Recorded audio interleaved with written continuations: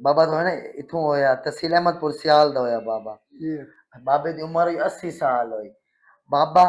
ते जेड़ी ये मैं ये पहले पिछले महीने आया एक दफा बाबा उस टाइम मैं तो दस्या कि बाबे हौकनी ते जेड़ा साह तंग होंदा है जी जी ते उबो साही होंदी है हाँ ये बहुत तंग करेंदी है ना बाबे नु बहुत तंग ते ओ मैं दस्या कि बाबा अपना अरूज वेख लिया ते थोड़ी सवाल तो आवना ही है ना 80 साल उम्र ता जे अरूज तो वेखे बैठो है बाबा अपना ते जी एक ये चीज ते जेड़ा दूसरा दूसरा ये है कि ए मैं दस्या है कि बाबा दी थोड़ी साह दी नालियां वाले पासे जेड़ा है ना बंदिश पैदा होंदी पई है उस पासे बलगम खगार इकट्ठा हो वैंदा है जी ये एक साल तंगी दी सबब बनदी है थोड़ी जी दिल दी शरियान वाले पासे खून घाट आई वो भी साल तंगी दा सबब बनदा है ते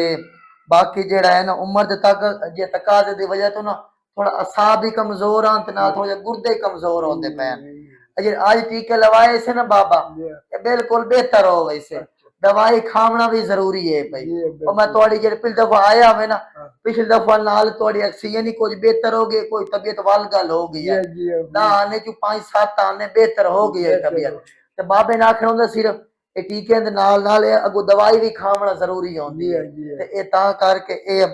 परेशान ना हो बाबा थोड़ा हाल कढे सु बाबा ठीक हो वैसे जेड़ी ये थोड़ी बहुत जेड़ी हुन थोड़ी बहुत बलगम खा गए पई एदा भी ए इलाज करे सु नाल ए बेहतर हो वैसे जी बाबा हुन बाबा 80 सालां दा हो गया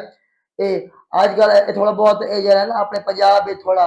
फ्लड भी आवना सैलाब भी आवना शुरू हो गया जी है कोई पुराना जेड़ा सैलाब आया पुराना है कुछ याद पमदा है कोई नहीं पमदा कितनी उम्र है जेड़ा सैलाब आया पहले ओ उसने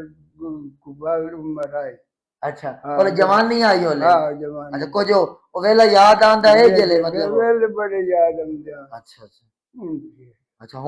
हुन आजकल ये जेड़ा एक दो दियां च ओ यानी मुतवक्का है कि शायद इदे झांगे च जेड़ा है ना इथां तहसील शोरकोट अहमदपुर सियाल सैलाब आवण दे इथों हैड तरीन में सैलाब आवण दे अल्हम्दुलिल्लाह चांसेस हैं अल्लाह खैर करे सी बाबा बाकी ये कि चलो ये थोड़ी दवाई नाल तशखीस कीती से हुन थोड़ी ऑक्सीजन ही कुछ बेहतर हो गई अल्लाह खैर करे सी जेड़ी थोड़ी बहुत दा आने च 5-7 आने बेहतरी है ते पहले जेले पहले पहले दफा आया तो बिल्कुल हौक बमदा ही साह बड़ा तंग होंदा है ठीक है बाबा राजी है कोई ना बिल्कुल बाबा राजी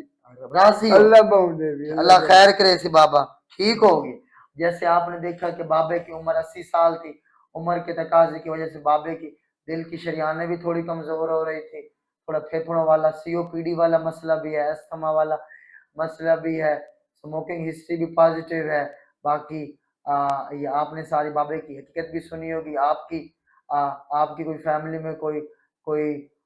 मतलब बुजुर्ग आदमी है बूढ़े आदमी है जिनको सांस की तंगी होती है तो जरूरी नहीं होता कि सांस की तंगी का तलक फेफड़ों के साथ हो बाज दफा दिल का पंप कमजोर हो सकता है कलाट होते हैं दिल की शरियान माइट्रल वाल होती है ट्राइकस्पिड वाल पल्मोनरी वाल बाज दफा इसमें कोई ना कोई कलाट की रुकावट